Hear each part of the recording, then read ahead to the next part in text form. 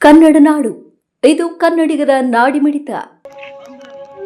ಉಳ್ಳವರು ಶಿವಾಲಯ ಮಾಡುವರು, ನಾನೇನು ಮಾಡಲಿ ಬಡವನಯ್ಯ. ಉಳ್ಳವರು ಶಿವಾಲಯವ ಮಾಡುವರು, ಉಳ್ಳವರು ಶಿವಾಲಯವ ಮಾಡುವರು, ನಾನೇನು ಮಾಡಲಿ ಬಡವನಯ್ಯ. ಉಳ್ಳವರು ಶಿವಾಲಯ ಮಾಡುವರು. ಶುದ್ಧಾದ್ರಿ ಶುದ್ಧಾದ್ರಿ ಶುದ್ಧಾದ್ರಿ ಅನ್ನೋ ಭಾಳ ಕಷ್ಟ. ಒಂದು ನೀವು ಶುದ್ಧ ಆಗ್ಬೇಕು, ನಿಮ್ಮ ಮನೆ ಶುದ್ಧ ಆಗ್ಬೇಕು, ನಿಮ್ಮ ಕುಟುಂಬಗಳು ಶುದ್ಧ ಆಗ್ಬೇಕು, ಈ ಸಮಾಜ ಶುದ್ಧ ಆಗ್ಬೇಕು. ಈ ಶುದ್ಧತೆ ಕಡೆಗೆ ಹೋಗ್ರಿ. ನೀವು ಹೆಂಗ್ ಶುದ್ಧ ಆಗ್ಬೇಕಪ್ಪ ಅಂದ್ರ ಇಷ್ಟು ಲಿಂಗ ಕಟ್ಕೋಬೇಕು, ಲಿಂಗ ತ್ರಿಕಾರ ಲಿಂಗ ಪೂಜೆ ಮಾಡ್ಕೋಬೇಕು, ಲಿಂಗ ಪೂಜೆ ಆದ್ಮೇಲೆ 5 ವಚನ ಓದಬೇಕು, ವಾರಕ್ಕೆ 1 ವಚನ ಕಂಠಪಾಠ ಮಾಡಬೇಕು. ಇದು ಆಮೇಲೆ ಕಾಯಕ ಮಾಡಬೇಕು, ದಾಸೋಹ ಮಾಡಬೇಕು. ನಾನು ಎದಕ್ಕೆ ಹುಟ್ಟಿ ಬಂದಿನಪ್ಪ ಅಂದ್ರ ಈ ಸಮಾಜದ ಸೇವೆ ಮಾಡಕ್ ಹುಟ್ಟಿ ಬಂದೀನಿ ಅತಿ ತಿಳ್ಕೊಂಡು ಇಟ್ಟು ಮಾಡ್ಬಿಟ್ರೆ ನೀವು ಶುದ್ಧ ನಂಗೆ ಏನು ಕಠಿಣ ಐತೆ ಅದು ಎಷ್ಟು ಸರಳ ಐತಿ ಸುದ್ದಿ. ಈ ಎರಡನೇ ಕೆಲಸಪ್ಪ ನಮ್ಮ ಮನೆ ಸುತ್ತ ಆಗ್ಬೇಕು. ನಮ್ಮ ಮನೆ ಸುತ್ತ ಆಗ್ಬೇಕಂದ್ರ ಏನ್ ಸುತ್ತ ಆಗ್ಬೇಕಪ್ಪ ಅಂದ್ರೆ ನಮ್ಮ ಮನೆಗೆ ಏನ್ ಕಾಲ್ಪನಿಕದ ಏನದಾವಲ್ಲ, ಕಲ್ಲ ಮಣ್ಣ ಕಟ್ಟಿಗೆ ಏನ್ ದೇವರ ತಿಳ್ಕೊಂಡು ಏನು ಕಾಲ್ಪನಿಕ ಇಲ್ಲ. ಹೇಳಿದ್ರು ನಮ್ಮ ವಿಜಯಲಕ್ಷ್ಮಿ ಅವರು, ಕಲ್ಲ ಮಣ್ಣ ಕಟ್ಟಿಗೆ ಪ್ಲಾಸ್ಟಿಕ್ ಸಿರಾಮಿಕ್ ಬೆಳ್ಳಿ ಬಂಗಾರ ಹಾಳಿ ಏನೈತಿಲ್ಲ ಆ ಕೂಡ ಎಲ್ಲ ತೆಗೆದು ಹಾಕು. ಇದನ್ನ ನಾವಲ್ಲ ಬಸವಣ್ಣವ್ರು ಹೇಳ್ಯಾರ ಅಷ್ಟೇ ಅಲ್ಲ, ಸ್ವಾಮಿ ವಿವೇಕಾನಂದ ಸಹಿತ ಇದನ್ನ ಮಾತು ಹೇಳಿದ್ರು. 100 ವರ್ಷದಿಂದ ಹೇಳ್ಯಾರ. ಡಾಕ್ಟರ್ ಬಾಬಾ ಸಾಹೇಬ್ ಅಂಬೇಡ್ಕರ್ ತಂದೆಗಳು ಇದನ್ನ ಮಾತು ಹೇಳಿದ್ರು. ನಾವು ಇವತ್ತಿನ ತಗೊಂಡ್ರೆ ಇದು ಮಾಡಲ್ಲ. ಅಲ್ಲಿ ಬಂದವನು ಏನ್ ತಂದು ಬಿಡ್ತಾರ ಇಟ್ಟಪ್ಪ ಅಲ್ಲ, ನಮ್ಮ ದೇಶದ್ರೋಹಿಗಳು ಪಟ್ಟಣ ಕಟ್ಟಿಬಿಡ್ತಾರ ಅಂದ್ರು ಮಾರನೆ. ದೇವ್ರ ಅಲ್ಲಿ ಕಲ್ಲ ಮಣ್ಣ ಕಟ್ಟಿಗೆ ಪ್ಲಾಸ್ಟಿಕ್ನೊಳಗಿಲ್ಲ. ದೇವ್ರ ಅದು ಮಹಾಚೇತನರು, ಮಹಾಚೇತನ ಜಗತ್ತೆಲ್ಲ ವ್ಯಾಪ್ಸೈತಿ. ಆ ಜಗತ್ತೆಲ್ಲ ವ್ಯಾಪ್ಸಿದ ದೇವರ ಕಣ್ಣಿಗೆ ಕಾಣಂಗಿಲ್ಲ, ಕೈ ಸಿಗಂಗಿಲ್ಲ. ಅಂತ ದೇವ್ರದೊಂದು ಅಂಶ ಎಲ್ಲೈತಪ್ಪ ಅಂದ್ರೆ ನನ್ನ ಒಳಗೈತಿ. ನನ್ನ ಒಳಗೆ ಇರುವಂತ ಒಂದು ಅಂಶ ಎಲ್ಲೈತಪ್ಪ ಅಂದ್ರೆ ಈ ಸಮಾಜದೊಳಗೆ ಎಲ್ಲಾ ಜೀವಿಗಳಂತ ಕೈತಿ, ಎಲ್ಲ ಮನುಷ್ಯರಂತ ಕೈತಿ. ಇಲ್ಲಿ ಕಾಣ್ರು ಮರ ದೇವ್ರನ್ನ ಎಲ್ಲಿ ಕಾಣ್ಬೇಕು, ನಿನ್ನ ಒಳಗೆ ನೀ ಕಾಣ. ಇಲ್ಲಿ ಈ ಸಮಾಜದೊಳಗೆ ದೇವ್ರ ಕಾಣ್ರಿ. ಇವನ್ನೆಲ್ಲ ತೆಗೆದಿರಿಪ್ಪ ಅಂತಂದ್ರ ನಮ್ಗೆ ದೇಶದ್ರೋಹಿ ಏನೋ ನೋಡ್ತೀರಿ. ಮತ್ತೆ ಈಗ ನನ್ನೊಳಗೆ ನಾನು ದೇವ್ರ ಕಾಣೋದು ಹೆಂಗಪ್ಪ? ನನ್ನೊಳಗೆ ನಾನು ದೇವ್ರ ಕಾಣೋದಂದ್ರ ದೇವ್ರ ನನ್ನೊಳಗ ಪ್ರಾಣನ ಆಶ್ರಯ ಒಳಗದಲ್ಲ. ಈ ಪ್ರಾಣವನ್ನು ಚೆನ್ನಾಗಿ ಕಾಯ್ಕೋಬೇಕು.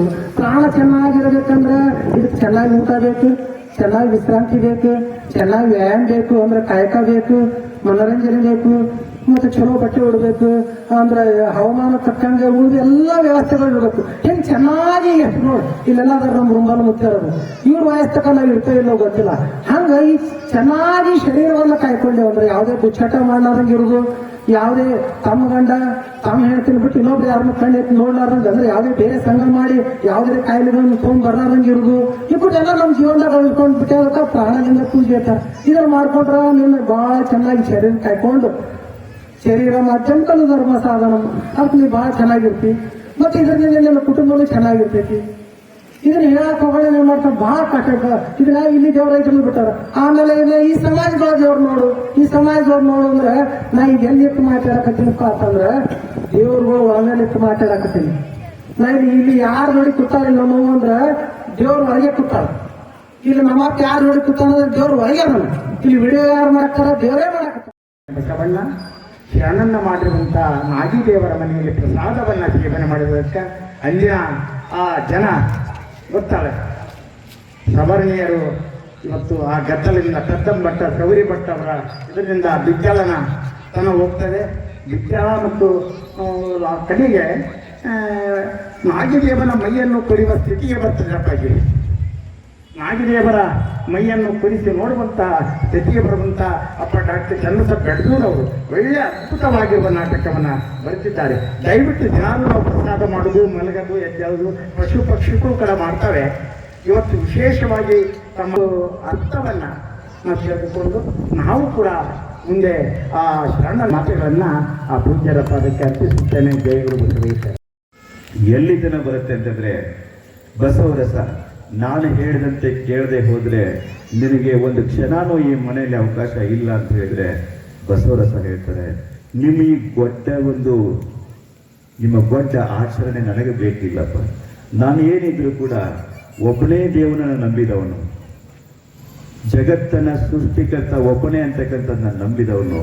ನಿಮಗೆ ಎಲ್ಲವೂ ಕೂಡ ನನಗೆ ಬೇಕಿಲ್ಲ ಅನ್ನೋ ಒಂದು ಇದಕ್ಕೆ 8ನೇ ವರ್ಷದ ಬಸವಣ್ಣ ಅಲ್ಲಿ ಹೆಣ್ಣು ಮಕ್ಕಳಿಗೆ ಸ್ವತಂತ್ರ ಇಲ್ಲ ಅನ್ನೋ ಒಂದು ಕಾರಣಕ್ಕೆ ಮನೆ ತೊರೆದು ಹೋಗ್ತಾರೆ. ಇವತ್ತು ನಮ್ಮ ತಾಯಿಂದಿರು ಅಕ್ಕಂಗಿಯರು ಮುದ್ದು ಮಕ್ಕಳಿಗೆಲ್ಲ ಕುಂತೀರಿ ಅಂತಂದ್ರೆ ಇದಕ್ಕೆ ಕಾರಣ ನಮ್ಮ ಅಪ್ಪ ಬಸವಣ್ಣ ಅಂತಕ್ಕಂಥದ್ದು ಯಾರು ಕೂಡ ನೋಡಿಬಾರ್ದು.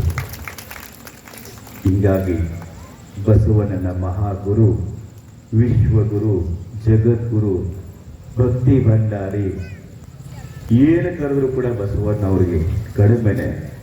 ಬಸವಣ್ಣವ್ರನ್ನ ನಾವೇನಾದ್ರೂ ಅರ್ಥ ಮಾಡ್ಕೊಂಡಿವಿ ಇವತ್ತು ಅಂತಂದ್ರೆ ನನ್ನ ಬುದ್ಧಿಗೆ ಎಟಕಿದಷ್ಟೇ ಇರೋ ಅಷ್ಟು ಬಸವರನ್ನ ಯಾರೂ ಕೂಡ ಅರ್ಥ ಮಾಡ್ಕೊಳಕ್ಕಾಗಲ್ಲ. ಅದೇನಾದ್ರೆ ಸಾಧ್ಯ ಆಗಿದ್ರೆ ಬಸವಾದಿ ಸಮಕಾಲೀನ ಶರಣರಿಗೆ ಮಾತ್ರ ಬಸವಣ್ಣವ್ರನ್ನ ಅರ್ಥ ಮಾಡ್ಕೊಳಕ್ಕಾಗಿದೆ. ಅದಕ್ಕೆ ಯಾವುದೇ ರೀತಿಯಲ್ಲಿ ಬಸವಾದಿ ಶರಣರು ಬಸವಣ್ಣವ್ರನ್ನ ಗುರುತಿಸಬೇಕಾದ್ರೆ ವ್ಯಕ್ತಿ ರೂಪವಾಗಿ ಎಲ್ಲೂ ಕೂಡ ಬಸವಣ್ಣನ ಗುರುತಿಸಕ್ಕೆ ಹೋಗಲ್ಲ. ಚನ್ನಬಸವಣ್ಣವರು ಅಲ್ಲಿ ಆದಿ ಲಿಂಗ, ಅದು ಆದಿ ಬಸವಣ್ಣ ಅನಾದಿ ಲಿಂಗ ಅಂತ ಹೇಳಿದ್ರೆ ಬಸವಣ್ಣ ಚನ್ನಬಸವಣ್ಣ ಹೇಳ್ತಾರೆ, ಹುಸಿ ಹುಸಿ ನುಡಿಯ ಕೇಳಲಾಗುವುದು. ಈ ಮಾತು ಕೇಳಕ್ಕಾಗಲ್ಲ. ಯಾಕಂದ್ರೆ ಬಸವಣ್ಣ ಇರೋದ್ರಿಂದನೇ ಪರಮಾತ್ಮನ ಜನನ ಆಯಿತು ಅಂತ ಹೇಳ್ತಾರೆ. ಈ ಮಾತನ್ನ ನೀಲಮ್ಮ ತಾಯಿನೂ ಕೂಡ ಹೇಳ್ತಾರೆ, ಅಲ್ಲಮ್ಮ ಪ್ರಭುದೇವರು ಹೇಳ್ತಾರೆ, ಮಡಿವಾಳ ಮಾಚಿ ದೇವರು ಹೇಳ್ತಾರೆ. ಯಾಕಂದ್ರೆ ಆದಿ ಆಧಾರವಿಲ್ಲದೆಂದು ಅಂತ ಹೇಳ್ತಾರೆ.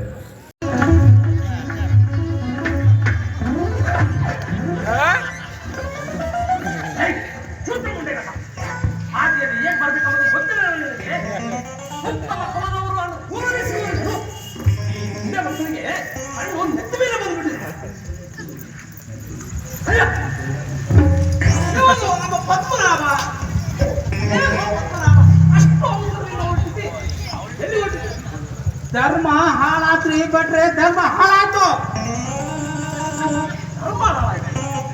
ಏನು ಹಾಗಂದ್ರೆ ಬಸವರಾಜರು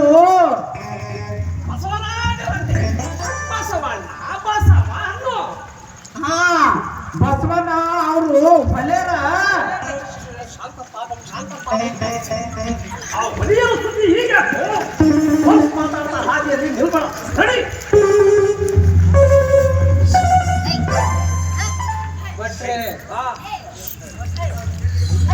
ಬಸವಣ್ಣವರು ಹೊಲೆರ ಮನೆಯಲ್ಲಿ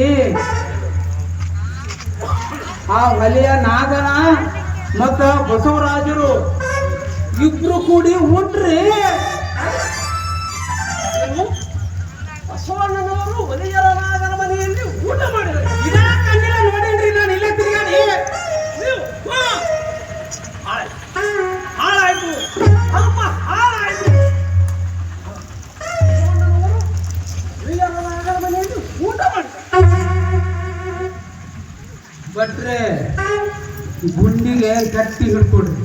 ಎಷ್ಟು ಹಿಡ್ಕೊಂಡು ಕೇಳಕತ್ತೀರೋ ಮಾರಾಯ? ಯಾಕಂತಂದ್ರೆ ಬಸವಣ್ಣವರು ಒಲೆ ನಾಗನಲ್ಲಿ ಉಂಡ್ರಲ್ಲ, ಅದು ನೀವು ನೋಡಿರೆ ನಾನು ಕಣ್ಣಿನ ನೋಡಿನಿ. ಎಲ್ಲ ಕಣ್ಣಿಂದ ನೋಡಿ. ಧರ್ಮ ಹಾಳಾಯ್ತು. ಊಟ ಮಾಡಿದ ಒಳ್ಳೆ ನೈತಿಕತೆ ಬಿಟ್ರೆ ಏನು ಶೌರ್ಯ ಭಟ್ರೆ ನೀವು? ಉತ್ತಮ ಕುಲದವರು ಒಲೆಯರ ಮನೆಯಲ್ಲಿ ಸಹಭೋಜನ ಮಾಡಬಹುದೇ ಭಟ್ರೆ? ಎಷ್ಟೋ ಪವಿತ್ರವನ್ನು ಅರಿದು ಹಾಕಿದಾಗಲೇ ಬಸವಣ್ಣನ ಹುಟ್ಟು ಮಕ್ಕಳ ಎಂದೋ ನಾಶವಾಗಿದೆ. ಹಾಗಾದರೆ ಅವರು ಒಲೆಯರ ನಾಗನ ಮನೆಯಲ್ಲಿ ಊಟ ಮಾಡಿದ್ದು ನಮಗೇನು ಸಂಬಂಧವಿಲ್ಲ ಅಂತ ಆಯ್ತಲ್ಲವೇ? ನೀನು ಬೇಗನೆ ಹೋಗಿ ಮಂಚಣ್ಣ ಪಂಡಿತರಿಗೆ ಈ ಸುದ್ದಿಯನ್ನು ತಿಳಿಸಿ ನಾವು ಬರುತ್ತೇವೆ. ಕೆಲಸ ಮಂಟರಿಗೆ ಕರ್ಕೊಂಡ್ ಬರ್ತೇನೆ.